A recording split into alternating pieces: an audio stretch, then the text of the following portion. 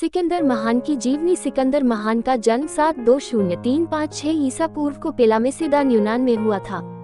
वह मैसेडोनिया का ग्रीक प्रशासक था। इतिहास में सिकंदर सबसे कुशल और यशस्वी सेनापति माना गया। अपनी मृत्यु तक सिकंदर उस तमाम भूमि को जीत चुका था जिसकी जानकारी प्राचीन ग्रीक लोगों को थी, इसलिए उसे विश्व विजेता भी कहा जाता है। सिकंदर के पिता का नाम फिलिप द्वितीय और माता का नाम ओलंपियाज था।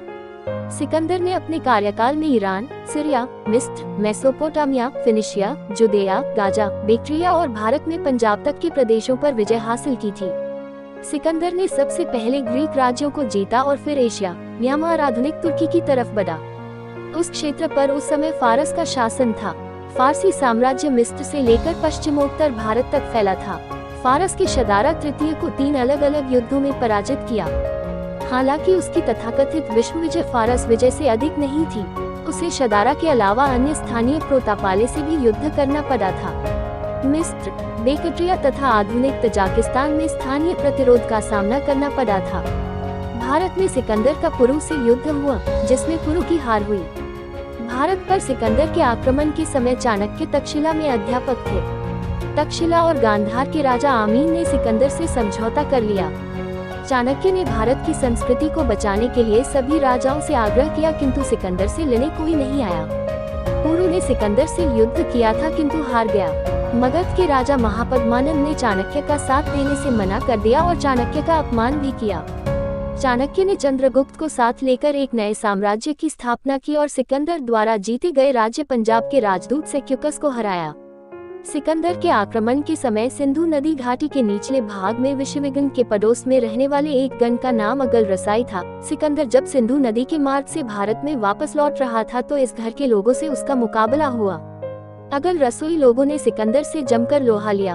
उनके तीर से सिकंदर घायल भी हो गया, लेकिन अंत में विजय सिकंदर की ही हुई। उसने मसक दूर पर अधिकार कर लिया और भयंकर नरसंहार के बाद अगल रसोई लोगों का दमन कर दिया। भारतीय सैन्य बल अपने परम रूप में राजा पोरस की सेना में दिखाई दिए, जो सिकंदर का सबसे शक्तिशाली शत्रु था।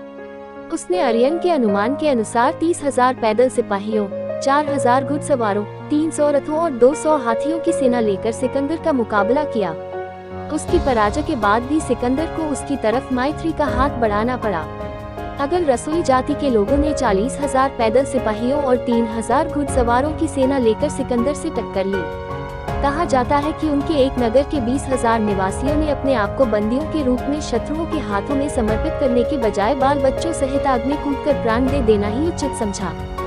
सिकंदर को कई स्वायत्त जातियों के संग के संगठित विरोध का सामना करना पड़ा, जिनमें माल तथा शूद्र आदि जातियां थी। जिसकी संयुक्त सेना में 90,000 पैदल सिपाही, 10,000 घुड़सवार और 900 से अधिक रथ थे।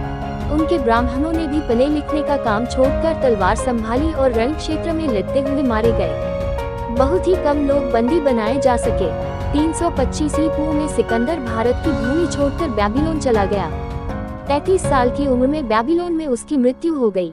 सिकंदर इतिहास में Alexander III, Alexander the great और अलेक्जेंडर द ग्रेट एम्पायर के नाम से भी जाना जाता है।